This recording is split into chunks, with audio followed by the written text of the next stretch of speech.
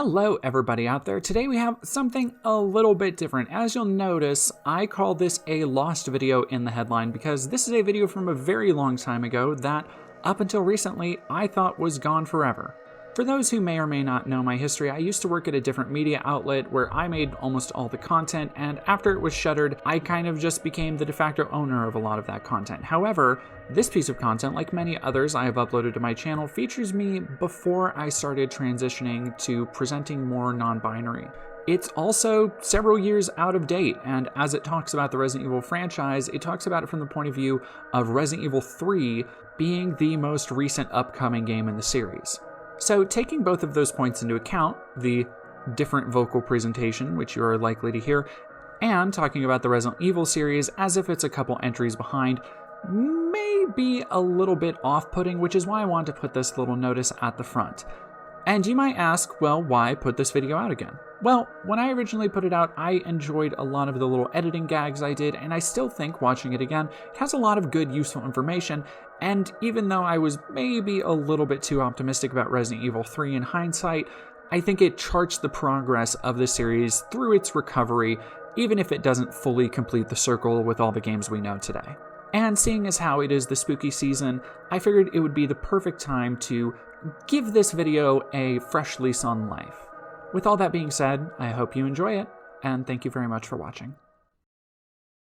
Since the first title released in 1996, the Resident Evil series has been one of the biggest names in gaming, popularizing survival horror and cementing the gameplay style that would inform the genre for the next decade. The original gameplay style of Resident Evil is inherently intimate, yet intense.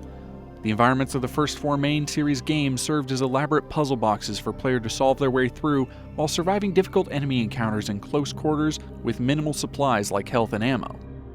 One puzzle solution could require an item from a different puzzle altogether, encouraging players to memorize their environments. In tandem with the various enemies roaming the area and an unforgivingly limited inventory system, the original Resident Evil games were challenging, but almost in a personal way, constantly pushing the player against the game's limitations to see how they can adapt.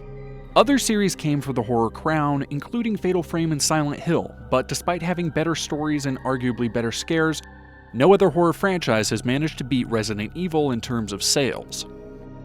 While the series has seen a massive resurgence in popularity in recent years thanks to the phenomenal Resident Evil 7 and an incredible remake of the PlayStation 1 era classic Resident Evil 2, there was a time not so long ago when it seemed like Resident Evil's best days were behind it.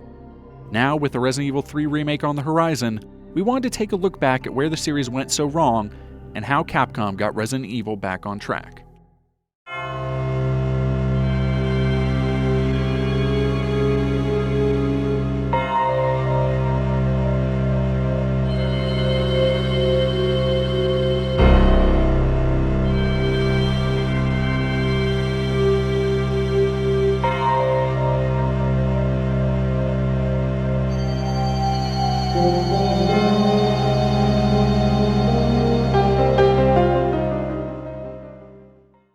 In my opinion, the decline of the Resident Evil series can be traced back to Resident Evil 4. Sorry to have bothered you. Don't get me wrong, Resident Evil 4 is an absolute masterpiece of a game. I've played it, loved it, written about it, and played it some more. It's a finely balanced roller coaster ride that keeps players on their toes with constantly evolving enemy designs and finely tuned combat. Despite showing its obvious age with the stand-your-ground style of gunplay, it's still incredibly easy to slip into the game's rhythm and find yourself playing for hours on end, even now more than 15 years after its initial release. Not many other games from 2005 can claim that much. Resident Evil 4 was a massive overhaul of the series' core gameplay, shifting the camera from dynamic angles to a fixed position behind the player character's back, allowing for more dynamic interactions with enemies and the environment. In many ways, it revitalized the series, shooting it back into the mainstream gaming consciousness, while other longtime horror series were struggling to maintain relevance. But it also brought a heavy element of action into the series' gameplay for the first time. Resident Evil has always drawn heavily from cheesy action cinema, but Resident Evil 4's incorporation of quick-time events and intense playable set pieces laid out an obvious roadmap for future games to follow. Resident Evil 4 was a massive sales success, and naturally, Resident Evil 5 was put into development soon after. First revealed at E3 2007, the game showed series mainstay Chris Redfield fighting alone against a horde of infected townspeople in Africa. In retrospect, it's a bit of a rough look to have a teaser depicting one white dude alone against an angry mob of people of color wielding sticks and spears. This inaccurate depiction of African populations, to put it lightly, no pun intended, would be corrected in the final game, though Resident Evil 5 would still run into some controversy for a sexy tribal costume for Sheva that is, make no mistake about it, straight up racist. Yikes. In interviews and marketing materials before the game's release, Resident Evil 5 was touted as being a new, psychological twist on the series. Unfortunately, the final product was about as far from psychological horror the series had. The game featured co-op for the first time, capitalizing on popular gaming trends seen in games like Gears of War. The game's co-op functioned well, to the point where it's still regarded by many as one of the best co-op games of all time, but with 2 players and a new sun-drenched setting, Resident Evil 5 lacked the lonesome tension of its predecessors.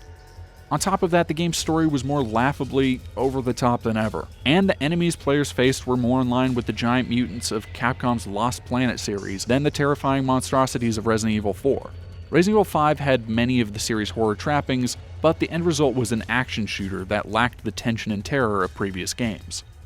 Still, the game was a sales success, and most fans enjoyed it as the next step in the series. Unfortunately, the focus on action and co-op gameplay would set the stage for one of the biggest disappointments in Resident Evil to date.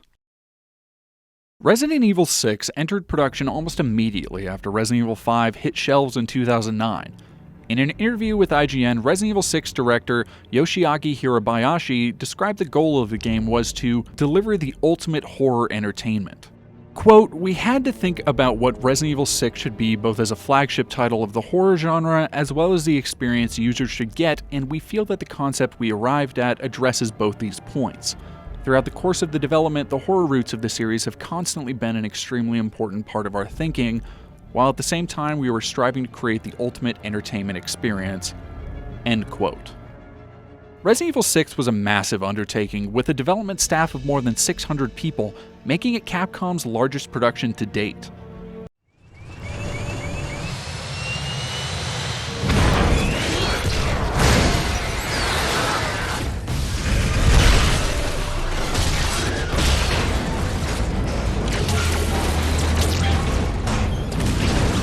And the sprawling development showed in the product. There was a lot for fans to be excited about, including the return of fan-favorite characters Leon and Chris, multiple campaigns, and the return of zombie enemies which had been absent in the main series after Resident Evil 4. Trailers made it look like an atmospheric and dramatic return to the series' roots, but like Resident Evil 5, the final product could hardly be called a horror survival game in the classic sense. Resident Evil 6 was an unwieldy monstrosity of a game that didn't know what it wanted to be.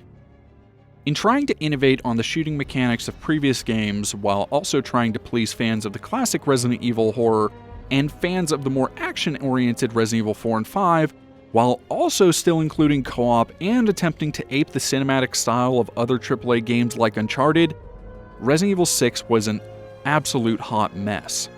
There were elements of horror to be found throughout, and even some pretty good atmosphere in the beginning of Leon's campaign, but it quickly devolved into an absurd, over-the-top parody of the series' former glory.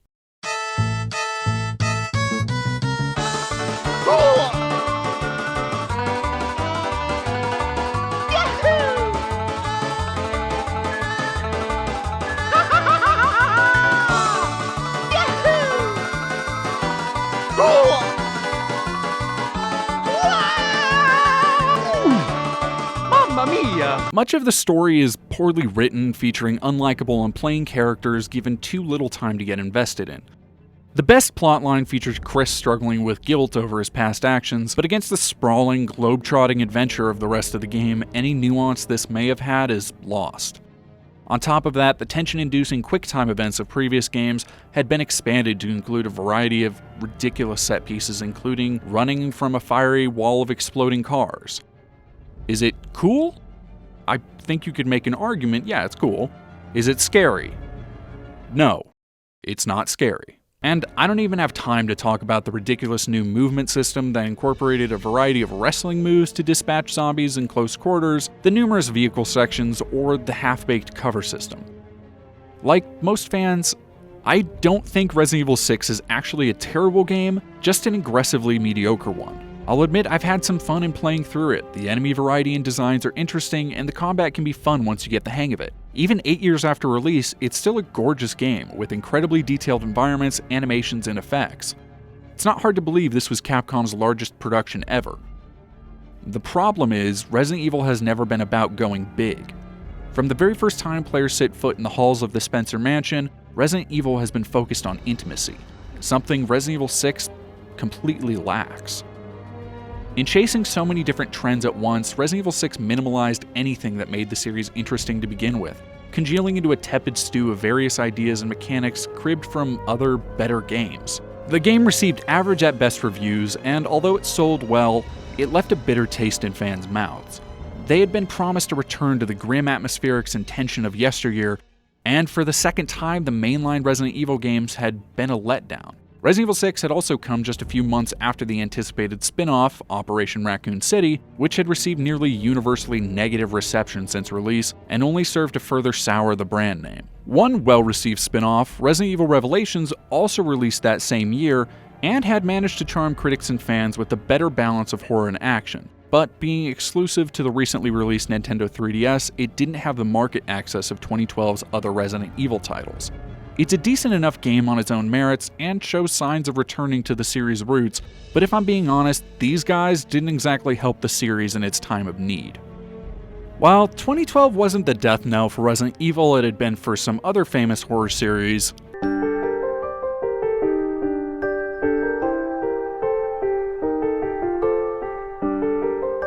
it felt like a series in decline to fans and the gaming mainstream. In chasing mechanics like co-op, quick-time events, and competition with top sellers in a more action-oriented AAA space, the franchise had lost its identity, losing the tension, horror, and balance of puzzle solving that fans fell in love with in 1996. It felt like Capcom and its teams weren't sure what to do with the series. Resident Evil had always been one of their most popular titles, and naturally they wanted to evolve the formula to get a larger audience. Looking at other games like Gears of War, Call of Duty, and Uncharted and the sales they had, it's understandable why they thought making a massive co-op shooter with jaw-dropping set pieces was the way to go. The problem is, they forgot that the audience interested in Nathan Drake isn't necessarily interested in Leon Kennedy and Chris Redfield. And fans they already had certainly weren't coming to Resident Evil to see their favorite horror series do its best Indiana Jones impression. Major releases in the series went dark for a few years, until Capcom released a remaster of the 2002 GameCube remake of the original Resident Evil in 2014. To the publisher's apparent surprise, the remaster was a massive sales success, immediately shattering records for the PlayStation Network's most downloaded game at launch and exceeding sales of 1 million copies by 2015. This might seem like a minor development, but it's one that's actually pretty important considering the series' direction at the time and the state of the horror genre to this point. When Resident Evil 4 dropped in 2005, the horror genre had become oversaturated with games that utilized the same gameplay formula as the original Resident Evil games. Sales had begun to drop for series like Silent Hill, and Capcom's massive overhaul of the Resident Evil style and gunplay managed to keep them in the mainstream while other horror games were floundering. For a lot of people, the classic horror survival formula, the exact one found in Capcom's Resident Evil remaster, was played out. At least it was in 2005. But by the time Resident Evil 6 hit markets, horror fans were clamoring for it again. After Resident Evil 4 released, it signaled a shift in how the industry approached horror. For many developers and publishers, injecting a dose of high-octane action seemed like just the remedy they had been looking for to cure the sales woes of horror games. Silent Hill attempted to appeal to Western audiences with its next main game, Silent Hill Homecoming, while other series like Fatal Frame stopped localizing for a bit. A new horror series, Dead Space, made big waves by innovating on Resident Evil 4's over-the-shoulder camera system and proved to be a sales success. There were also the indie games like Amnesia and Slender that had carved out a niche with their lean, minimalist approach to horror. Nobody seemed to want horror games in that classic style, so companies stopped making them and instead started blending the typical trappings of the genre with other more market-friendly styles like first-person shooters and third-person action games. The sales success of Resident Evil's PlayStation 4 and Xbox One remaster proved that not only did people miss that classic style, but they were hungry for more. With Silent Hill heading into darkness, The Evil Within still in development, and a variety of Amnesia clones beginning to clog the market, the time was ripe for a return to the roots of the horror survival genre. Unfortunately, the Resident Evil series had a few more rough years ahead of it, with the darkest times of the series still yet to come. In 2015, Resident Evil Revelations 2 released. An episodic side story featuring the return of several fan-favorite characters, it signaled something of a course correction from Operation Raccoon City and Resident Evil 6. Revelations 2 featured a much greater emphasis on puzzle solving, and although it still featured two-player co-op, each player had different abilities at their disposal, returning a semblance of tension to the overall gameplay structure. It also benefited from a much more focused story that put its characters in their respective arcs first, telling one of the best narratives in the entire series, even if that's not saying much. Unfortunately, the game's experimental nature and obvious budget limitations held it back. Having released on both the last generation PlayStation 3 and Xbox 360 systems, as well as PlayStation 4 and Xbox One, it wasn't exactly pushing anything in the visuals department. It also had a complicated pricing structure for buying the episodes and add-ons individually or all together, likely leading some players to hold off on purchasing it. But more than those minor foibles, most critics and fans just didn't find it to be all that scary. Revelations 2 talked the talk, but didn't walk the walk, so to speak. It was filled with grisly ephemera, blatantly inspired by the work of Franz Kafka. The creatures, while not technically zombies by the rules of the game's lore, were more repulsive and terrifying than the series had seen in quite some time, but the level design and mediocre combat mechanics just weren't conducive to the same tension as previous games. For fans, it was a fun thrill ride that showed signs of the series they once loved. For most everyone else, it was an average and likely forgettable horror adventure. Between the bizarre episodic nature of the game, with each episode being released weekly over the course of 1 month in 2015, and the tepid reviews, Resident Evil Revelations 2 felt like Capcom reaching into the series' past for influence, but not taking all the steps necessary to turn those influences into something new and worthwhile. It was a passing glance in the right direction, not a dedicated course correction. Resident Evil 6 had sold well, but fans wanted more horror. When they made a game with more horror, it was met with lukewarm reception. It was another average title in a series that had increasingly become known for mediocrity. By 2015, it seemed the series had all but fallen from grace with no clear path ahead to redeem itself, if any even existed. But for the shambling corpse of Resident Evil to rise from the grave, it first needed to be put down for good. The Resident Evil series is no stranger to bad games. From Resident Evil Survivor to the previously mentioned Operation Raccoon City, there are plenty of spin-off skeletons in the series' long-running closet. But none of these games can measure up to the incomprehensible coagulation of garbage that is called Umbrella Corps. Released in 2016, Umbrella Corps should be seen as the death of the Resident Evil series as it was to that point. A fast-paced multiplayer spin-off that tried to capitalize on the esports phenomenon at the time, it represents everything wrong with Capcom's confused approach to development before Resident Evil 7. It's honestly hard to know where to start with Umbrella Corps. It's a Resident Evil spin-off that doesn't feature the Resident Evil name, I speculate due to Capcom's fear that it could tarnish the brand forever if they put it right on the box. When you start the game, the first thing you'll notice is just how ugly every inch of it is. The textures are dull, the animations are stiff and lifeless, the game's frame rate can rapidly shift based on how Umbrella Corps seems to be feeling at a given moment. On a moment-to-moment basis, Umbrella Corps is an excruciating exercise in tedium, exacerbated by the worst third-person camera I've ever seen in a game. The player character is constantly shoved into the corner of the screen like an extra pair of socks in an overstuffed briefcase. This unfortunate angle prevents players from easily taking in their whole surroundings, not cutting in close enough to be first-person, but not zooming out far enough to be played like a regular third-person shooter. Umbrella Corps further splits the difference between the two styles with a standard aim-down sights mechanic, which cuts to first-person only when aiming with the left trigger. This is disorienting to say the least, and usually causes the game to drop frames like it suddenly forgot how to put up with its own bullshit. The gunplay is mediocre at best. The weapons have next to no impact, and the sluggish enemy reactions and poor feedback left me wondering if the collision detection was working properly a good 90% of the time. The game does try its hand at a Gears of War style cover system, but it feels unresponsive at the best of times and would only be optional to use even if the game functioned as intended. Not exactly the mark of a good online shooter. So the controls are garbage, the graphics are bad, the camera is insufferable, and the gameplay is the video game equivalent of eating uncooked pasta. Is there anything good about playing Umbrella Corps? Well, there's a prone movement, but it's basically broken so you can slide around the floor like a snake.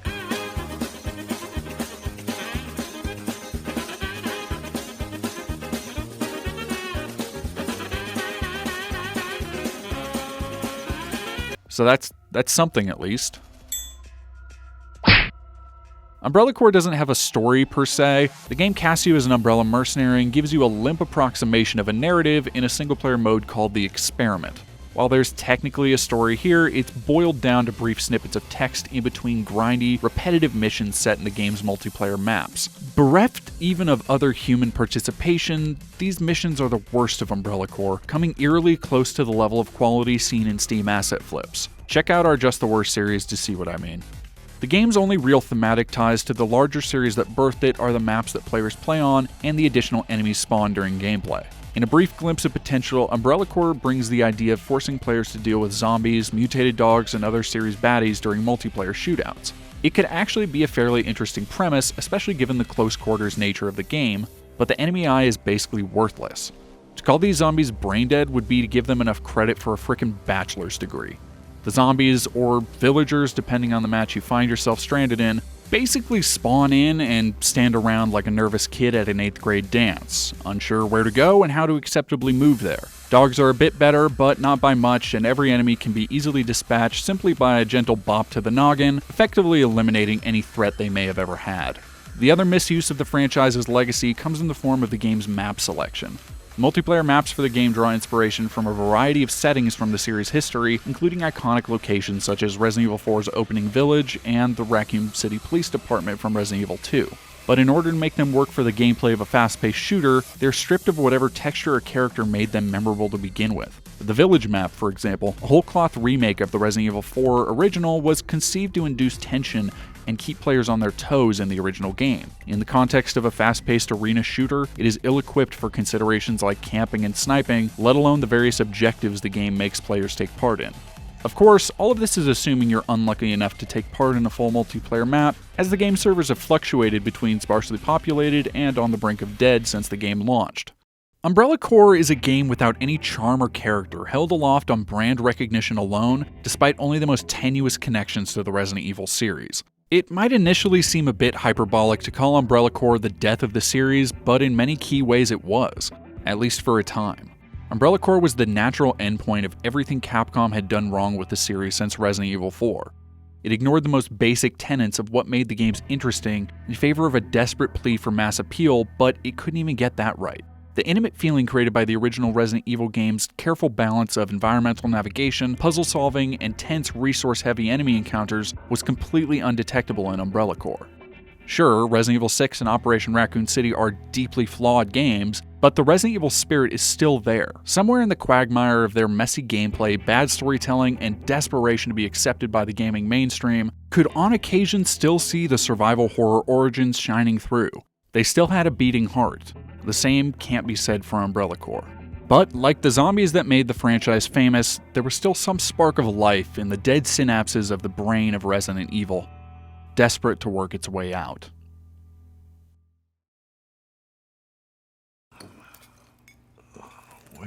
Where am I? What the hell? Rise and shine, sleepyhead. It's time for supper. Who are all you people? Where's Mia? Eat it. It's good. The next main game in the series, Resident Evil 7, had been in development since 2014, shortly after the success of the Resident Evil remaster. Helmed by Resident Evil Revelations director Koshi Nakanishi, it was envisioned as a hard turn from the theatrics of Resident Evil 6. This was meant to be a game that stripped away the excess that had coagulated around the series since Resident Evil 4. No more co-op, no more explosive set pieces, no more globe-trotting adventures. Resident Evil 7 would be gritty, disgusting, and most importantly, terrifying. Oh, now with me, we're gonna settle this!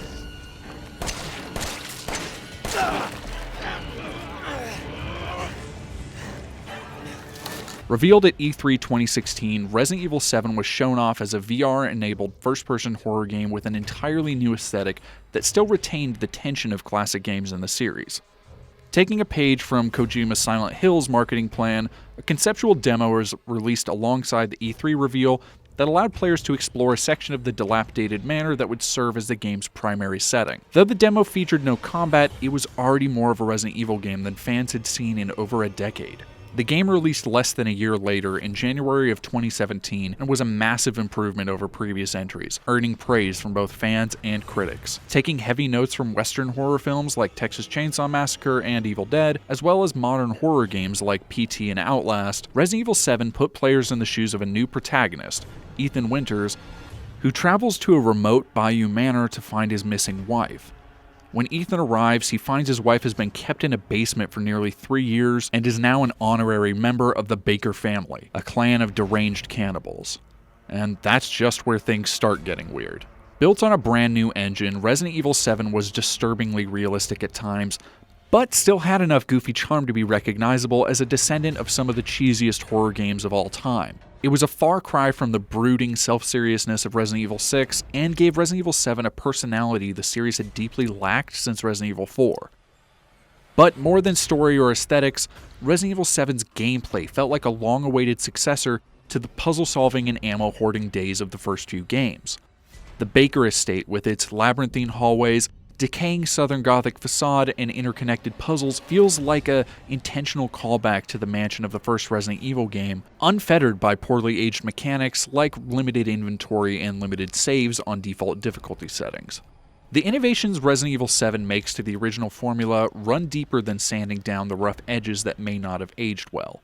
Being hunted by the sadistic Baker clan, Resident Evil 7 feels more personal than dealing with the recycled zombies of Resident Evil 1, taking advantage of the narrative and technological progress the medium has seen since 1996 to immerse players fully into a hellish life-or-death struggle while uncovering how this seemingly quiet family became the monsters the player meets. Resident Evil 7 was far from the linear corridor shooter the series had evolved into, allowing players to roam over the Baker estate and encouraging them to use their wits to solve various puzzles while avoiding the vicious family hunting them around every corner. It went beyond the half measures of Resident Evil Revelations 1 and 2, which attempted to recall the classic formula of older games, but featured too many oversimplified puzzles and third-person shooting. For the first time since Resident Evil 4, the series had managed to do more than just call back to the classic style of horror it invented. Resident Evil 7 felt like the next step for the long-running franchise, one that defined what a horror game could be in an industry without competitors like Dead Space and Silent Hill. It was cinematic, tense, disturbing, and never wore out its welcome with a brief runtime that kept the tension and gameplay variety high. Unlike previous games which laid out an increasingly ludicrous roadmap for future entries, Resident Evil 7 was a lean, minimalist approach to everything that had made the series great, razing the franchise to the ground and providing a strong foundation for future entries to build on. But before we see what the future of Resident Evil holds, Capcom wanted to rewrite the past. Since the very first Resident Evil remake hit GameCube in 2002, fans have wondered what a Resident Evil 2 remake would look like. As the series continued changing its approach to gameplay, it wasn't hard to see the potential a remake could have, innovating on one of the series' most acclaimed entries with modern hardware and gameplay. In 2015, Capcom announced it had put a Resident Evil 2 remake into development with one of the most bizarre announcement videos ever before going completely silent for 3 years. もう本当言葉通り We do it やりますよ。長い間皆さん It's important to remember where this falls in the Resident Evil release timeline, just after the immediate success of the remaster in 2014, but before the release of Umbrella Corps. Resident Evil 7 was still relatively early in its development, and Resident Evil Revelations 2 was nearing completion. In the midst of Capcom's confusion for the series, they greenlit a project they knew would get the series back into fans' good graces. While the next main series entry was attempting to innovate on an entirely new gameplay style, Resident Evil 2 wanted to innovate on an old one. The silence around the game grew suspicious over time, leading many to speculate the game had been cancelled or stalled in its development. As Resident Evil 7 came and went, the industry grew eager to see what Capcom could do next for the series, especially using one of the most beloved entries as a basis. At E3 2018, fans got their first look at Resident Evil 2's remake. Built on the same RE engine as Resident Evil 7, the remake featured an entirely new gameplay style, overhauled, more realistic character designs, and a more cinematic approach to the previously stiff third-person gameplay. Previews from the show floor indicated that it would continue the series' emphasis on horror over action, pleasing fans. But when it released in 2019, it blew away all expectations. Resident Evil 2 not only perfectly balanced the intricate puzzle box style level design of the original games with modern controls and satisfying combat, but innovated on the original game with a better written and acted story and an overhaul of the terrifying Mr. X, an escaped bioweapon that relentlessly chases the player on their journey. New enemies, playable segments, and story beats changed the formula enough to surprise fans of the 1998 original, giving a fresh horror experience to players who had completed Leon and Claire's original journey countless times. It also made familiar enemies, including zombies, which had long since become brain-dead fodder common in countless games, more terrifying than ever, imbuing them with genuine danger to the player. 2 short years after Resident Evil 7 redefined what the future of the series could be, Resident Evil 2 redefined what the past was. The game was an instant critical and sales success, selling 5 million copies within its first year on the market, outpacing not only Resident Evil 7 but also surpassing sales of the original Resident Evil 2. While the game's popularity was likely encouraged by the proliferation of memes and videos featuring Mr. X,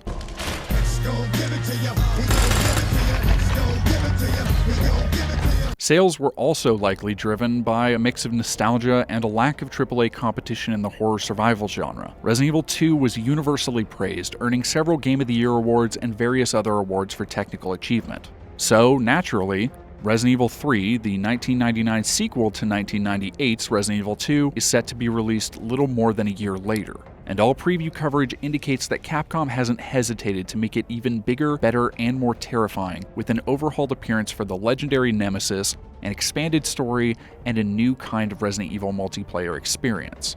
By now, most people probably associate Resident Evil and multiplayer with Umbrella Corps, but the series has tried its hand plenty of times over the years at a multiplayer suite, including standard versus modes in Resident Evil 5, 6, and Operation Raccoon City. They were, unsurprisingly, undercooked and failed to gain much traction with wider audiences. But the latest multiplayer entry, Project Resistance, takes a drastically different approach. Instead of taking a page from games like Call of Duty or Gears of War, Project Resistance looks to other multiplayer horror games like Dead by Daylight or Friday the 13th, charging 4 survivors with unique abilities to survive against one evil mastermind controlling their surroundings. It's hard to say how it will pan out and if it will gain much of a following, given how dedicated some fans are to other asymmetrical multiplayer games. But it shows all the telltale signs of approaching Resident Evil as a horror series first instead of forcing it into the mold of another game or series. Even if it doesn't pan out, Project Resistance still feels like Resident Evil, which is more than can be said for most of the other multiplayer games in the series.